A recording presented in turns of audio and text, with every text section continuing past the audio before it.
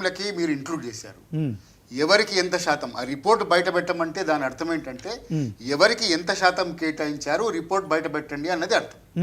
మీరేదో ముసుగులో గుద్దుగులాట పెట్టి దాని ఏదో దాచిపెట్టి ప్రెసిడెంట్ దగ్గర పంపించాము, గవర్నర్ దగ్గర పంపించాము అంటే మీరు ఆ ప్రోటోకాల్ ఫాలో కాకుండా అక్కడ నుంచి సంతకం పెట్టి పంపించాలని చెప్పేసి బట్టగాల్చి పైన వేయడం తప్ప ఇది న్యాయబద్ధంగాను చట్టబద్ధంగాను రాజ్యాంగబద్ధంగాను లేరు.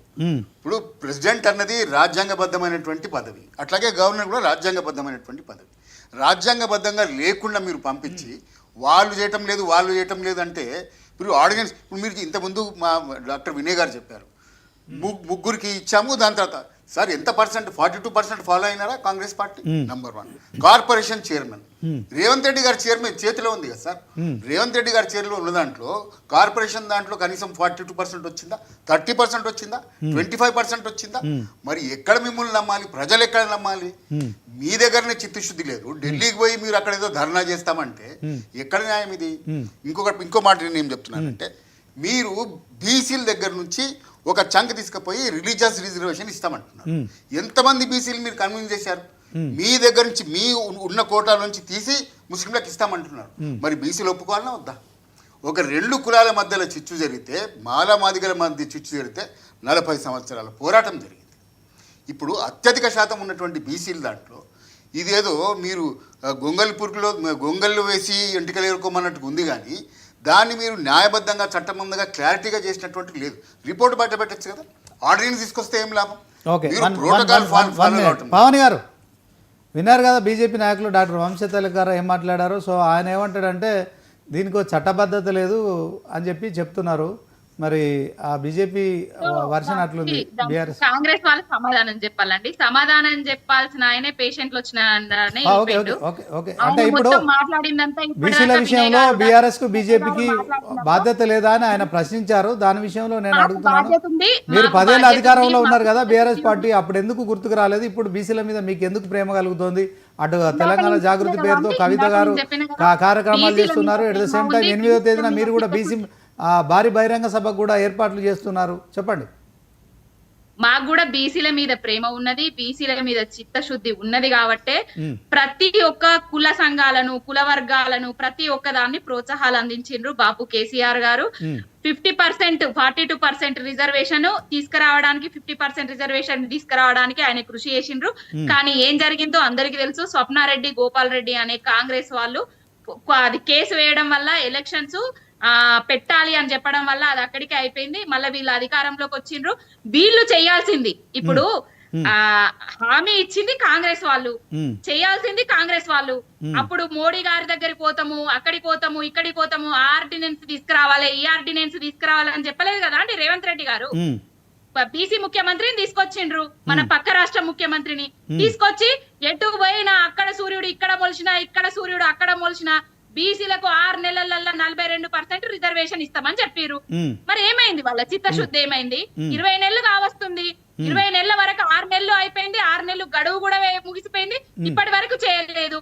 మోడీ గారు ఇప్పుడు అంటున్నారు కదా 50 సార్లు ఈ రోజు నుంచి ఈ రోజు వరకు రేవంత్ రెడ్డి అనేటైన ముఖ్యమంత్రి గారు 50 సార్లు ఢిల్లీకి పోయిండ్రు. ఈ ఒక్క రోజన్నా, ఇవ్వాలనన్నా, రేపన్నా ఆయన అపాయింట్మెంట్ తీసుకొని బీసీల గురించి మాట్లాడాలని కోరుకుంటున్నాం. మాకు చిత్తశుద్ధి ఉన్నది, మాకు బీసీల మీద ప్రేమ ఉన్నది కాబట్టి మాకు రాజ్యసభ సీట్లన్నీ బీసీలకే ఇచ్చినాము. మా శాసన మండలి చైర్మన్ మరి మొదటి శాసన మండలి చైర్మన్ గా, మొదటి స్పీకర్ గా అందరికి బీసీలకే ఇచ్చిండ్రు కేసీఆర్ గారు. ఇంకా ఏది చేయాలన్నా కేసీఆర్ గారు చేస్తుండే అధికారంలోకి వస్తే. కానీ వీళ్ళకి అధికారం వచ్చింది కాబట్టి చేయాల్సింది వాళ్ళు, మాట్లాడాల్సింది వాళ్ళు, ఇవ్వాల్సింది మన బీజేపీ వాళ్ళు. కొట్లాడతాం, కాంగ్రెస్ మీద యుద్ధం ప్రకటిస్తాం. ఏదైతే ఇప్పటి వరకు వాళ్ళు 6 గ్యారంటీలు అన్నారో, 420 హామీలు అన్నారో, ప్రతి దాని మీద పోరాడుతున్నాము. బీసీ సామాజిక వర్గం మీద కూడా పోరాటం చేస్తాము. ఇచ్చే వరకు వదిలిపెట్టేది లేదు. అనేది తర్వాత విషయం. పవన్ గారు మీ బీఆర్ఎస్ పార్టీ ప్రతిపక్షంలోకి వచ్చిన తర్వాతనే ప్రజల తరపున పోరాటం చేద్దామని ఆరాటం తప్ప మీకు ప్రజల కోసం ఖచ్చితంగా ఏదైనా చేయాలని 10 ఏళ్లలో మీరు ఆలోచించలేదని చెప్పి కూడా మరి ఇందాక డాక్టర్ గారు మాట్లాడారు. సో ఆయన ఇప్పుడు జూమ్లో లేరు, దీనికి ఏం చెప్తారు? యాంకర్ గారు, ఇప్పుడు నేను 10 ఏళ్లలో బాపు కేసీఆర్ గారు ఏం చేసిండ్రు అనేది ప్రత్యేక చర్చ పెట్టండి, డిబేట్ పెట్టండి. 10 ఏళ్లలో ఏం చేసిండ్రో నేను అర్ధ గంట లోపల, నాకు సమయం సరిపోదు కానీ నేను వివరిస్తా. 10 ఏళ్లలో కేసీఆర్ ఏం చేసిండ్రు అనేది ప్రతి ఒక్క తెలంగాణ బిడ్డకు తెలుసు, మీకు కూడా తెలుసు కేసీఆర్ గారు ఏం చేసిండ్రు. ఆయన చెప్పారండి, మా కోర్టులో అది ఆ కేసు ఉన్నది, దాన్ని కూడా మీరు అడ్వకేట్ జనరల్ ద్వారా మీరు ఓడిపోయినామని చెప్పి అబద్ధం చెప్పారు. అది స్టే ఆర్డర్ ఉండే, దాని విషయంలో కూడా పేర్లు కూడా చెప్పినా కదా, స్వప్నారెడ్డి, గోపాల్ రెడ్డి వాళ్ళతోటి, సర్పంచ్ వాళ్ళతో. రైట్, ఒక నిమిషం మీరు అలాగే ఉండండి అన్న. జయరామ్ గారు మీరు చెప్పండి, ఎట్లా చూస్తారు దీంట్లో? మరి ఈ రిజర్వేషన్ ఏంటి, బీసీలు ఏంటి, అణగారిన వర్గాలకు అన్యాయం జరుగుతుందా, న్యాయం జరుగుతుంది? ఎన్నికల్లో మరి విద్య, ఉద్యోగాలు, రాజకీయాలు ఇవన్నీ అవకాశాలు వస్తాయని కల్పిస్తామని రేవంత్ రెడ్డి వెరీ కాన్ఫిడెన్స్ చెప్తున్నారు. టీపీసీసీ అధ్యక్షులు పాదయాత్ర కూడా చేస్తున్నారు, ఆయనతో పాటు మీనాక్షి నటరాజన్ గారు కూడా పాదయాత్రలో పాల్గొంటున్నారు. మొత్తానికి బీసీలకు మేము ఇచ్చి తీరుతామని చెప్తున్న నేపథ్యంలో ఏం జరగనుంది? మొత్తానికైతే పార్టీల విమర్శలు మాత్రమే వింటున్నాం కానీ ఒక క్లారిటీ వస్తలేదు. ఏం చెప్తారండి? అన్ఫార్చునేట్లీ కాంగ్రెస్ లేదు ఇక్కడ. నిజంగా కూడా ఈరోజు ప్యానెల్ మాత్రం 99 టీవీని అభినందించాల్సింది. 3 మెడికల్ డాక్టర్స్ని, ఒక సాఫ్ట్వేర్ ఇంజనీర్, ఎన్ఆర్ఐ పావనిని పెట్టడం. పావనితో డిస్కషన్ చాలా బాగుంటుంది. పర్సనల్లీ నాకు పావని అంటే బాగా ఇష్టం. ఓకే, సో పావని డిస్కషన్ బాగుంటుంది. సో అడగడంలో కూడా ఏదైనా మొహమాటం లేదు. సో డెఫినెట్గా ఇది అభినందించాల్సిందే 99 టీవీని. ఇక్కడ వించేస్తే ఇక్కడ పొలిటికల్ పార్టీస్ని ఫాలో కావాల్సింది ఏంటంటే లీగల్గా ఫాలో కావాలి, మోరల్గా ఫాలో కావాలి. ఒకటి లీగల్గా కావాలంటే 9 షెడ్యూల్లో పెట్టాలి. అన్ని రాజకీయ పార్టీలు ఒక ప్లాట్ఫామ్ మీదకి రావాలి. అన్ని రాజకీయ పార్టీలు మూకుమ్మడిగా కాల్ఫర్ ముఖ్యమంత్రి గారు చేసి వాళ్ళని పిలిపించుకొని మాట్లాడి దీనిపైన ఒక అఖిలపక్షాన్ని డిక్లేర్ చేసుకొని తద్వారా దీనిపైన ఒక ప్రయాణం చేస్తే బాగుండదేమో అని నాకున్న ఆలోచన. నేను చాలా సందర్భంలో కూడా ఇదే చెప్పాను. సో అది ముఖ్యమంత్రి గారికి మరి ఆయనకు కుదిరింది, కుదరకపోవచ్చు, that is a different story. కానీ మోరల్గా సరే, లీగల్గా టైం పట్టినా మోరల్గా సో ఎడ్యుకేషన్, ఎంప్లాయ్మెంట్లో ఇవ్వకపోవచ్చు కానీ పొలిటికల్గా రిజర్వేషన్ మాత్రం అన్ని పార్టీలు ఇవ్వడానికి ఛాన్సెస్ ఉంటాయి. ఎందుకంటే పొలిటికల్గా మీ రాజకీయ పార్టీలలో, పదవులలో వాటికి సంబంధించిన అంశాల లోపల డిఫరెంట్గా ఇవ్వండి. బీసీలకు కానీ ఎస్సీలు, అప్పుడు ఎస్సీ క్లాసిఫికేషన్ జరిగింది, దాన్ని ఫాలో కాండి. ఎవరు వద్దన్నారు? ఇప్పుడు బీసీలు దాన్ని చట్టం చెయ్యాలి. బీసీ కులగణన మీ దగ్గర ఉంది కాబట్టి దాన్ని ఫాలో కాండి. ఎవరు వద్దన్నారు? ఇగో ఈ కులాలకు ఇంత ఉంది. పవన్ అడిగింది 100% రైట్, నేను ఏకీభవిస్తున్నాను. ఈ కులాల జనాభా ఇంత ఉంది, మేము ఇంత ఫాలో అవుతున్నాము, మేము ఇంత ఇస్తున్నాము అని మీరు ఒక స్టాటిక్స్ రిలీజ్ చేయండి. మిగతా పార్టీ రిలీజ్ చేయకపోతే వాళ్ళు కదా డిఫెన్స్లో ఉండేది. అది కాంగ్రెస్ ఎందుకు చేయలేకపోతుంది అనేది ఒక అంశం. మరొక అంశం వచ్చేసి ఇప్పుడు బీజేపీ సెంట్రల్ గవర్నమెంట్ కాబట్టి బీజేపీని నొప్పించకుండా ఒప్పించుకునే బాధ్యత ముఖ్యమంత్రిదే. ఇది వేరే ప్రతిపక్షాలది కాదు. కలుపుకపోవాల్సిన బాధ్యత కూడా ముఖ్యమంత్రిదే. రేవంత్ చేయాల్సిన పని ఏంటంటే ముఖ్యంగా ఇక్కడ ఒక నిమిషం డాక్టర్ జయరామ్ అన్న, నమస్తేనే, నేను శ్రీనివాసే 99 టీవీ నుంచి. మరి చెప్పండి అన్న, ఒక డిబేట్లో ఉన్నాం, అన్ఎక్స్పెక్టెడ్గా మీకు కాల్ చేయాల్సి వచ్చింది. బీసీ జపం చేస్తున్న కాంగ్రెస్ పార్టీ అటువైపు డాక్టర్ జయరామ్ గారు అనలిస్ట్ ఉన్నారు, డాక్టర్ వంశా తిలక్ బీజేపీ నాయకులు, మన కంటెస్టెంట్ ఎమ్మెల్యే కంటోన్మెంట్, తర్వాత పవన్ గారు ఉన్నారు బీఆర్ఎస్. ఒక్క 2 నిమిషాలు మీకు చిత్తశుద్ధి లేదు. మీరు కామారెడ్డిలో రాహుల్ గాంధీతో బీసీ డిక్లరేషన్ చేశారు కానీ 42% మీద ఇంకా రిజర్వేషన్ క్లారిటీ రావట్లేదన్న. మరి ఏం చెప్తారు ఈ అంశంలో?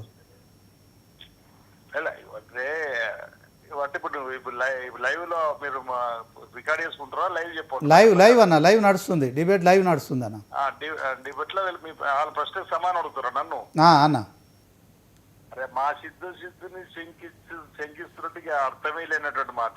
కామారెడ్డి డిక్లరేషన్ లో 42% ఇస్తామన్న దాని మీద అసలు ఈ దేశంలో బీసీల కులగణన లెక్క పక్కగా లేని సందర్భంలో భారత్ జోడోలో మా రాహుల్ గాంధీ గారు ఇచ్చినటువంటి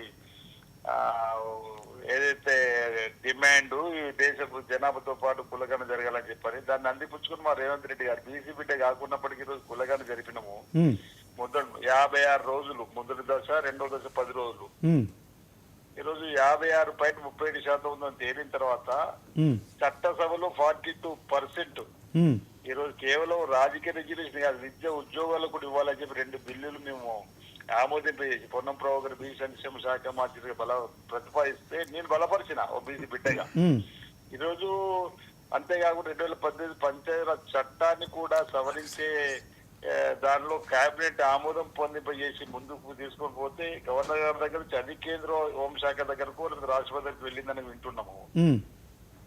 బిల్లుని ఆమోదింపజేసి పంపిస్తే షెడ్యూల్ 9 లో రాజ్యాంగ సవరణ జరుపుకుంటే చేయనటువంటి పరిస్థితి అక్కడ కనిపిస్తే ఇక మాకు సిద్ధశుద్ధి లేదంటే ఇది ఆశీస్పదం కాకపోతే ఇంకేం చేయాలి చెప్పండి. మేము ఈ రాష్ట్ర ప్రభుత్వం 42% బీసీలకు ఇంకా ఈ రాష్ట్ర ప్రభుత్వం చేయాలని చెప్పంటే మా ముఖ్యమంత్రి అర్ధరాత్రి 12 గంటలకైనా తెల్లవారు 4 గంటలకైనా క్యాబినెట్ పెడతాం, అసెంబ్లీని పెడతాం, అవసరం దానికి సంబంధించినటువంటి కార్యక్రమాన్ని అమలు చేస్తామన్నాం. ఈ రోజు ఇక్కడ తెలంగాణ హైకోర్టు గౌరవ న్యాయస్థానం సెప్టెంబర్ 30 లోపల ఎన్నికలు జరగబడుతుంది కాబట్టి ఆ కోడలు మేము ముందుకోవడం కోసం ప్రయత్నం చేస్తున్నాం. మా సిద్ధశుద్ధి చెంగించవలసిన అవసరం లేదు. ఇప్పుడు భారతీయ జనతా పార్టీకి సంబంధించిన సిద్ధశుద్ధి నిరూపించుకోవాలి. అసెంబ్లీలో 8 మంది శాసనసభ్యులకి మద్దతు చెప్పారు. అక్కడికి వెళ్ళి ఎందుకు ఈ బిల్లును ఆమోదింపజేయమని చెప్పి కోరుతున్నారు అనేది ఇక్కడ అర్థం కాని ప్రశ్న. ఇది ప్రజలకు చెప్పాల్సిన బాధ్యత బీజేపీ మీద ఉంది. భారతీయ జనతా పార్టీ 8 మంది ఎంపీలు ఇక్కడ 2 మంది మంత్రులు కలుపుకొని ఉన్నారు. వారు వెళ్ళాలి, మోడీ గారితో మాట్లాడి ఒప్పించి మెప్పించాలి. అందుకే వాళ్ళ చిత్తశుద్ధి మాకు కనిపిస్తుంది. ప్రజలందరూ కూడా బీసీ సంఘాలు కూడా అనుకుంటున్నాయి ఈ తెలంగాణ రాష్ట్ర ప్రభుత్వం ఎందుకంటే ఇంకా ఉన్న బీసీ సంక్షేమం చేస్తున్న కార్యక్రమం 42% రిజర్వేషన్ కు పక్కాగా కట్టుబడి ఉన్నది. కాబట్టి భారతీయ జనతా పార్టీ ముందుకు రావాలని చెప్పారు. దానిపైన ఒత్తిడి పెంచడానికి కదా మేము 5, 6, 7 3 రోజులు ఢిల్లీలో ఉండాలని ఒక నిర్ణయం తీసుకున్నాం. ఈ రోజు వాయిదా ప్రతిపాదన పార్లమెంట్ లో తీసుకోవాలని, 6వ తేదీన జంతర్ మంత్రి దగ్గర ధర్నా నిర్వహించాలని, 7వ తేదీన రాష్ట్రపతి గారిని కలిసి చెప్పాలని చెప్పని. ఈరోజు మా చేతిలో ఉన్నది రాష్ట్రంలో ప్రజలు మాకు ఇచ్చిన అధికారాన్ని అవకాశంగా తీసుకొని శాసనసభలో చట్టం చేసినాం. ఆ చట్టాన్ని ఆమోదించి కేంద్ర ప్రభుత్వం లడాయి కూడా చేయడానికి కూడా వెళ్తున్నాం. ఇంకా మాదేం తప్పు ఉంది? వాళ్ళు మాట్లాడడానికి వాళ్ళని పొరపాటు పెట్టుకొని. అన్న ఒక్క నిమిషం అట్లే లైన్లో ఉండండి అన్న. Thank you. మీరు ఒక ప్రభుత్వ విప్ అయి ఉండి వేములాడ ఎమ్మెల్యేగా బిజీగా ఉన్నప్పటికీ కూడా సో మా 99 టీవీ ఛానల్ కోసం టైం స్పెండ్ చేసి అట్లనే ఉండండి అన్న. ఇంకొక ప్రశ్న, మీకు అధికారంలోకి రావడానికి మాత్రమే మీరు బీసీల ఓట్ల కోసం మాత్రమే ఈ 42% రిజర్వేషన్ అమలు చేస్తామని మీరు ఎన్నికల్లో చెప్పారు. కానీ ఇప్పుడు దీంట్లో మీరు అన్ని పార్టీలను కలుపుకొని అఖిలపక్షం ఏర్పాటు చేయలేదు. తర్వాత మీరు కూడా రేపు 5, 6, 7 తేదీల్లో ఢిల్లీలో ధర్నా చేస్తున్నారు. దాంట్లో రాష్ట్రపతిని కలిసే కార్యక్రమం కావచ్చు, ప్రధానమంత్రిని కలిసే ప్రయత్నాలు చేయట్లేదు. బీసీలను మోసం చేస్తున్నారని చెప్పి బీఆర్ఎస్ బీజేపీ 2 ఆరోపిస్తున్నాయి అన్న. ఏం చెప్తారు అన్న? అసలు వాళ్ళ మాట్లాడడానికి నైతికత లేదు అంటున్నా. ప్రజలు మాకు ఇచ్చిన అవకాశాన్ని సద్వినియోగం చేసుకున్నాము. మాకున్న అధికారము, మాకున్నటువంటి చట్టసభలు ఆల్రెడీ చట్టమే తయారు చేసినాము. అరే ఇంతకు మించిన చిత్తశుద్ధి ఏముంటుంది నాకు అర్థమైంది వాళ్ళు అడగడానికి. 42% రాజకీయ రిజర్వేషన్ ఇవ్వాలంటున్నాము, విద్య ఉద్యోగ రిజర్వేషన్ ఇవ్వాలంటున్నాము. ఈ రోజు దేశ స్థాయిలో భారతీయ జనతా పార్టీ 2022 అనుకుంటా రాజ్నాథ్ సింగ్ గారు భారతీయ జనతా పార్టీ ప్రభుత్వ ప్రతినిధిగా సుప్రీంకోర్టులో మేము కుల గణన జరపము, మేము వ్యతిరేకమని చెప్పినటువంటి భారతీయ జనతా పార్టీ కూడా తెలంగాణలో జరిగినటువంటి కుల గణన, తెలంగాణలో ఏదైతే బిల్లు ఆమోదింపజేసిన తర్వాత ప్రకంపనలు మా రాహుల్ గాంధీ గారు ఏ రాష్ట్రానికి వెళ్ళిన బీసీ కులగణన మేము చేసి తీరుతామంటే వాళ్ళు దిగి వచ్చి దేశానికి రోల్ మోడల్ అయిందన్న తెలంగాణ బీసీ కులగణలో చట్టం తీసుకురావడంలో. ఓకే అన్న, ఓకే మీరు చెప్పిన దానికి ఒప్పుకుంటాం. వినండి, నా మాట వినండి. దిగొచ్చి మీ కులగణన జరుపుతున్నాం అంటే అర్థం ఏంది? ఈరోజు ఇక్కడ కాంగ్రెస్ పార్టీకి బీసీలకు పక్షపాతి అని చెప్పి భయపడే కదా అంటున్నా. రేపు మేమేమంటున్నాము, ఇక్కడ అసెంబ్లీలో చట్టం తయారు చేసినప్పుడు ఏ సోమట్లే అన్న వాళ్ళు ఎందుకు ఢిల్లీ పోయినకు నై అంటారు అంటున్నా. రామచంద్ర గారు ఎందుకు వీలు కాదంటాడు, ఇక్కడ ఎందుకు ఒప్పుకున్నారు, అందుకెందుకు అక్కడ ఎందుకు ఒప్పుకున్నారు, వాళ్ళ బాధ్యత కాదా అంటారు. వాళ్ళకి బీసీలో ఓట్లు కావద్దు, రేపు బీసీలు వ్యతిరేక వాళ్ళు ఓటున్నా. అందుకే మేము 3 రోజులు వెళ్తున్నాం. మా చేతిలో ఉన్నటువంటి చట్టాన్ని తయారు చేసి మీ చేతిలో చట్టాన్ని ఆమోదించమంటున్నాం. అందుకే వెళ్తున్నాం 3 రోజులు అనే ఉంటున్నాం. ఓకే అన్న, ఇంకొక ప్రశ్న అన్న, మీకు ఫోన్ లైన్లో వచ్చినందుకు ధన్యవాదాలు. మరొక ప్రశ్న, ఇప్పుడు రాష్ట్రపతి వద్దకు పంపించిన అసెంబ్లీ తీర్మానం పెండింగ్లోనే ఉంది. At the same time governor నుంచి పోయిన ఆర్డినెన్స్ కూడా పెండింగ్లోనే ఉంది. సెప్టెంబర్ 30 లోపు ఎన్నికలు నిర్వహించాలి.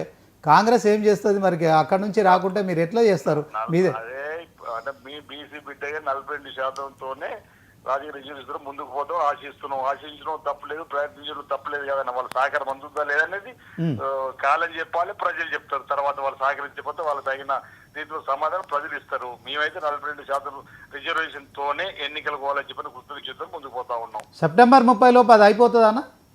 కావాలని కోరుకుంటున్నాం, మేమైతే అయిద్దని కోరుకుంటున్నాం. అందుకే ఒత్తిడి పెంచుతున్నాం కదా. ఇప్పుడు ప్రజా బాహుళ్యంలో కూడా ఒత్తిడి పెంచడానికి గల కారణం కూడా అదే. మా ప్రయత్నం, మా చిత్తశుద్ధిని ఎవరు శంకించాల్సిన అవసరం లేదనేది చెప్పదలుచుకున్నాం. ఒక్క 2 నిమిషాలు అట్నే లైన్లో ఉంటారన్న, బీజేపీ నాయకులు ఉన్నారు, ఆయనతో మాట్లాడదాం. చెప్పండి తిలక్ గారు, ఏం చెప్తారు? ఆది శ్రీనివాస్ గారు నమస్కారం. చెప్పలేరన్నా, ఒక్కటే చెప్పండి. మీ మీద గౌరవంతో థ్యాంక్ యూ అన్న, థ్యాంక్ యూ. ఒకటే నిమిషం అన్న, నేను మీటింగ్ లో ఉన్నా. ఒక్కటే నిమిషం అన్న, ఒక్కటే నిమిషం నా కోసం, ఒక్కటే నిమిషం ఉండండి. ఆయన ఆన్సర్ చెప్పినాక మీరు ఫినిషింగ్. ఆయన నీ ప్రశ్నకు జవాబు చెప్తున్నా, డిబేట్ లో ముందు చెప్తే నేను ఆలోచించి వచ్చేవాను. అన్న థ్యాంక్ యూ అన్న, thank you very much. So మొత్తానికి ఆది శ్రీనివాస గారి వాదన, మా చిత్తశుద్ధిని ఎవరు శంకించాల్సిన పని లేదు. కాంగ్రెస్ చిత్తశుద్ధిని కానీ కులగణన చేశాము, మీకు బీజేపీకి చిత్తశుద్ధి లేదు. అసెంబ్లీ తీర్మానాన్ని మీరు రాష్ట్రపతి ఆమోదించకుండా పెండింగ్ పెట్టారు. అయినప్పటికీ మళ్ళొకసారి ఆర్డినెన్స్